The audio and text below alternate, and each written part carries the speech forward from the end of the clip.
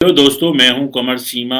और दोस्तों, पाकिस्तान की जो हुकूमत है वो ये फिर एक दफ़ा पार्लियामेंट में जा रही है और पार्लियामेंट में जाके जो है वो बिल अप्रूव कराएगी जिसको कहते हैं फाइनेंस सप्लीमेंट्री बिल 2021 और state bank of Pakistan amendment bill 2021।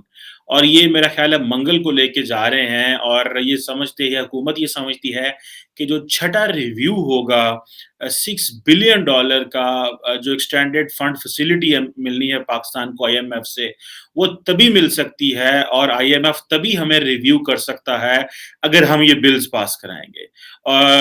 और ये जो बिल आएँगे और इसके बाद पाकिस्तान को $1 अरब मिलेगा। और गो के $1 अरब रकम तो बहुत बड़ी नहीं है, लेकिन हमारे लिए बहुत बड़ी है।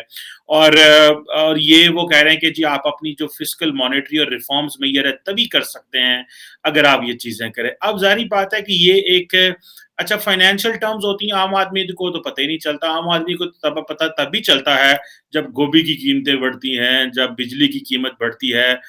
मैं देख रहा था एक लिस्ट मेरे साथ किसी ने शेयर की कि इमरान खान साहब की सरकार में हुआ क्या है हमारे साथ। और इमरान खान साहब कहते थे कि मैं तो चोरों को ख़त्म करने आया हूँ। तो उनके दौर में सिर्फ़ ये हुआ है कि जो अभी रिसेंटली 15 ट्रिलियन कर्ज़ा लिया गया है। पहले सुना 25,000 अरब कर्ज़ा था, अब 45,000 अरब कर्ज़ा हो गया है। माज़ी में जब पिछली हुकूमत थी तो पेट्रोल 80-90 रुपए मिल रहा था, आज 150-40 रुपए मिल रहा है। डॉलर पिछली हुकूमतों में 105 था, आज 170 185 का हो गया है। चीनी 55 रुपए की थी, आज जो है वो 100 प्लस आपको मिल रही है। इसी तरह घी कहाँ से कहाँ चला गया। सोना जो है वो 50,000 से 1,20,000 चला गया। मतलब देयर इज़ जिसे वो कहते हैं ना और फिर एक और आखिर बात, वो कहते हैं जी कश्मीर 70 साल मुतनाज़ रहा। लेकिन पिछले 3 सालों में ये भारत की रियासत बन गया। लेकिन अभी भी इमरान खान साहब ये कहते हैं कि जी साबका हुकूमतें चोर हैं और हम बहुत अच्छे हैं। ख़ैर एनी हाउ, ये जो आईएमएफ की सिचुएशन है ये बड़ी इंटरेस्टिंग है समझने, क्योंकि मैं जो बात करने लगा था कि आम आदमी को तो गोभी, आलू, प्याज़ से गर्ज़ है, उनको क्या गर्ज़, ये क्या अमेंडमेंट्स और बिल्स और ये क्या आते रहते हैं। तो ये तो ज़ाहिर बात है। लेकिन ये करने क्या लगे हैं, जो सबसे इम्पोर्टेंट चीज़ है वो ये है कि जो ये जो फिस्कल ईयर चल रहा है इसमें जो ऑब्वियसली वो जो चीज़ करने लगे हैं वो ये है कि जो डेवलपमेंट फंड्स हैं उनमें से कोई 22% की कमी होगी। कोई हुकूमत ने 360 अरब के जो टैक्स एग्ज़म्पशंस दी थी वो दोबारा जो है ना वो लग जाएँगी। और तकरीबन तब जाके जो 6.1 ट्रिलियन रुपीज़ का जो टारगेट होता है कि इतना पैसा इकट्ठा होगा तब जाके, और हुकूमत हर महीने जो है वो तकरीबन 4 रुपए लीटर पेट्रोल की प्राइसेस बढ़ाएगी, क्योंकि हुकूमत ने प्राइसेस 5 रुपए कम किए हैं। लेकिन बेचारी हुकूमत कोई अच्छा काम करे तो उसको याद कोई नहीं करता, बुरा करे तो सारे याद करते हैं।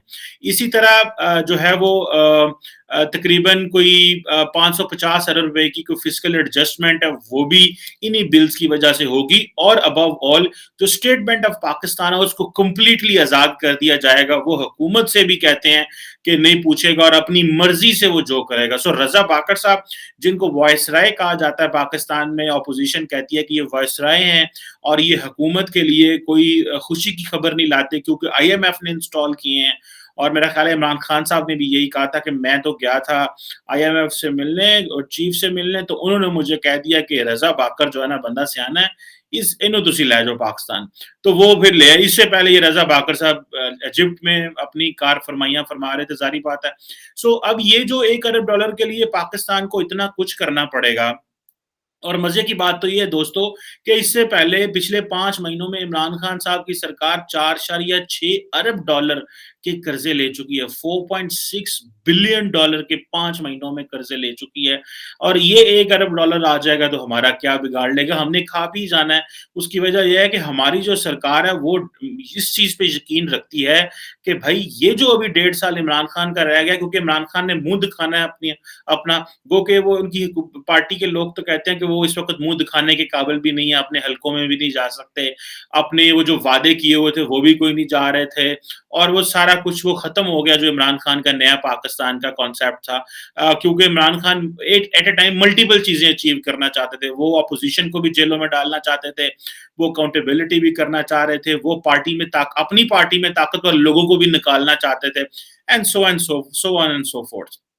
लेकिन जो सबसे बड़ी बात ये है कि मैं देख के हैरान होता हूँ कि हमारी एक्सपोर्ट वहीं की वहीं खड़ी हुई हैं। अभी हमारे जो एडवाइज़र साहब हैं ऑन ट्रेड, वो कह रहे थे जी चाइना को जो पाकिस्तान की ट्रेड है वो 70% इंक्रीज़ हो गया। अच्छा, मैंने समझा पता नहीं कितनी कुछ ज़्यादा वो जो है वो ट्रेड जो है वो इंक्रीज़ हुई है। पता चला $526 मिलियन से $888 मिलियन, यानी कि 1 अरब डॉलर भी ट्रेड नहीं है हमारी। ये हमारे मोइन अल हक साहब जो एम्बेसडर हैं चाइना के, वो बता रहे हैं। और अच्छा, अब ये जो है ये तकरीबन 70% 69% जो है इज़ाफ़ा होता है। अब ये जो चीज़ है कि जी $500 मिलियन से $900 मिलियन पे चली गई, तो ये जी कमाल हो गई। अब जो पाकिस्तान और चाइना की जो बायलैटरल ट्रेड है, वो तो तकरीबन 15-16 अरब डॉलर के करीब है। अच्छा, ये और उसमें सारी की सारी इम्पोर्ट है पाकिस्तान में। अब ये जो चीज़ें हैं other than this $64 billion mega project, ये सारा China Pakistan economic corridor and all this जो भी हम सारा टाइम सेलिब्रेट करते रहते हैं, और उसमें ऑब्वियसली वो निकलता कुछ नहीं है। सो इसके साथ-साथ हमारी जो एक्सपोर्ट है दुनिया में वो भी कम हुई है।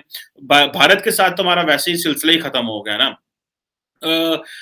जैसे आप कह लें कि पहले मेरा ख्याल है कि 231 23 जो थी मिलियन डॉलर की एक्सपोर्ट्स थी हमारी भारत को, और अब वो 2 मिलियन डॉलर की रह गई हैं दिस ईयर। सो 90% हमारी जो है वो कम हो गई है। सो इसी तरह जो भारत ने तो वैसे ही हर चीज़ बंद कर दी है ना, उन्होंने तो कहा है हमने आपको ना कुछ देना है। धमकी हमने भारत को लगाई थी कि हम जनाब आपके साथ कारोबार नहीं करेंगे। बाद में हमें पता चला हमारी तो मेडिसिन इंडिया से आती है। तो फिर हमने दोबारा जाके उनसे बात की और फिर उन्होंने कहा चलें ठीक है, कोई नहीं, हम आपको दे देते हैं। और उन्होंने हमें फिर वो हमें चीज़ें जो मेडिकल वाली चीज़ें हैं वो दे दी। मैं किसी एक इकोनॉमी के बंदे को मिला जो इन चीज़ों को ट्रेड को डील करता है, वो कहता है आजकल हम वेले बैठे होते हैं। हमें कोई काम नहीं है भारत के साथ, बिल्कुल वेले हम, घर भी जल्दी आ जाते हैं। जो इंडिया डेस्क को डील करते हैं, जो उधर भी बैठे हैं, वो भी वेले बैठे हुए हैं, उनका भी कोई काम नहीं है। सो एनी हाउ ये जो चीज़ें हैं ये दैट शोज़ के जो काम हमें करना था वो कोई नहीं। और दूसरा ये है कि अगर अमेरिका के साथ भी आप हमारी बायलैटरल ट्रेड देखें, हमें तो ट्रेड करनी चाहिए थी जिससे हमारी चीज़ें बेहतर होती। वो भी पता चला है कि हमारी जो बायलैटरल ट्रेड है वो कोई $6.6 बिलियन की इतनी छोटी-सी ट्रेड। अब ये भी जो उसमें भी ज़्यादातर ज़ाहिर बात है हमारी इम्पोर्ट ज़्यादा है उसमें। एक्सपोर्ट को $2.6 बिलियन है और इम्पोर्ट को $4 अरब डॉलर के करीब है। सो ये जो पाकिस्तान का जो जो खाता है वो सारे का सारा, ये एक तरफ हम कर्ज़े लिए जा रहे हैं, दूसरी तरफ जो है हमें एशियन डेवलपमेंट बैंक से भी हमें $1.5 बिलियन का कर्ज़ा मिल गया है। The real challenge and the question which strikes my mind a lot is कि why the government does not go to the parliament और ये वंस फॉर ऑल ये हर पैसा लेने से पहले ऑपोजिशन से क्यों नहीं पूछती, ताकि गवर्नमेंट अकाउंटेबल हो। अब जब भी ये पैसा ले लेते हैं, ये कैबिनेट खुद ही फैसला कर लेती है कि हमें इतना पैसा चाहिए। अब ये जो चीज़ है कि जी हम भाग-भाग के जाएँगे और पैसे लेके आ जाएँगे, ये तो कोई तरीका नहीं है। और थैंक्स टू द आईएमएफ कि हमें आईएमएफ ये कहती है कि आपने अगर हमसे पैसे लेने हैं तो जाएँ पार्लियामेंट में, पार्लियामेंट से अप्रूव करा के लाएँ। क्योंकि हमारा एक ट्रैक रिकॉर्ड बड़ा गंदा है। हमने जो चीनियों के साथ किया कि पहले हमारी माज़ी की हुकूमतें तो ये समझ के कि यार हमको कारोबार तो हो नहीं रहा, तो जो चाइना से आ रहा है वो लेते जाओ। बाद में क्या हुआ, जब इमरान खान की गवर्नमेंट आई, उन्होंने फुल स्टॉप लगा दिया। उन्होंने कहा फाइन, कोई कम तोड़ना ऐसा नहीं करना, पहले हम रिव्यू करेंगे। जैसे ही रिव्यू करेंगे चाइनीज़ उससे नाराज़ हो गए, सीपैक स्लो हो गया, पैसा आना बंद हो गया, कारोबार जो प्रोजेक्ट्स चल रहे थे वो भी बंद हो गया। सो अभी हमें आईएमएफ ये कहता है कि आप अपनी पार्लियामेंट के पास जाएँ। क्या पाकिस्तान में ऐसा कोई कानून पास नहीं हो सकता जिसपे हम ये कहें कि जी अ, ब कि वाक़ई हमें क्या उसे बोलते हैं कि ऑपोज़िशन और हुकूमत मिलके ये फ़ैसला करें कि ये क्यों? जब हुकूमतों के ऊपर चेक एंड बैलेंस नहीं होता और ऑपोज़िशन उनसे पूछ नहीं सकती कि वो कितना ज़्यादा लोन लिए जा रहे हैं, तो वो तो फिर ज़ाहिर बात है कियोस्क की सिचुएशन है। ठीक है जी। और इन्होंने फिर एक मिनी बजट भी देना था, ठीक है जी। और वो मिनी बजट को 360 अरब रुपए का था, वो भी पीछे हट गया। सो जो फंडामेंटल क्वेश्चन रिमेन्स कि ना तो एक्सपोर्ट बढ़ी, एक्सपोर्ट हमारी कम हुई और हमारा वॉल्यूम बहुत छोटा-छोटा सा वॉल्यूम है हमारा। बल्कि अफ़गानिस्तान के साथ भी मैं देख रहा था, कुछ भी नहीं था। थोड़ी-सी हमारी उनके साथ जो ट्रेड हो रही थी उसके अफ़गानिस्तान के साथ वो भी अब कम हो गई अब, क्योंकि हम नहीं चाह रहे कि हमारे मामलात जो हैं वो पहले ही उनके साथ ख़राब थे। सो हमारी कोई टोटल जो थी कोई $746 मिलियन की एक्सपोर्ट थी। वो अब जो है वो जिसे आप कह लें कि थोड़ी-सी ड्विंडल हुई है, मामलात ख़राब हुए हैं, क्योंकि हम ना उधर से चीज़ें इधर आने देने की कोशिश कर रहे हैं, ना इधर से चीज़ें उधर जाने की कोशिश कर रहे हैं।